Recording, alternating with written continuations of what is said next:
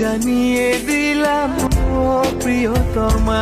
এইমাত্র নতুন লুকে শবনম ইয়াসমিন বুবলি দেখা গেল অনুষ্ঠানে। এরকম লুক ও গেট আপ দেখে সুপারস্টার শাকিব খান একই প্রশংসা করলো। এই বিস্তারিত জানতে ভিডিওটি না টেনে দেখতে থাকুন। সুপারস্টার শাকিব খান বলেছেন, অনেকটাই সুন্দর লাগছে বুবলিকে। ইতিমধ্যে অনুষ্ঠানে এরকম লুক ও গেট আপ দেখে কখনো দেখা যায়নি বুবলিকে। বুবলির এরকম লুক ও গেট আপ দেখে ইতিমধ্যে ভক্ত ও শুভাকাঙ্ক্ষীরাও অবাক হয়ে পড়ছেন। কালো রঙের থ্রি পিস পরে অনেকটাই সুন্দর লাগছে শবনম ইয়াসমিন বুবলি। মুহূর্তের মধ্যে ভিডিওটি সোশ্যাল মিডিয়ায় ভাইরাল। দিলাম ও প্রিয়তমা।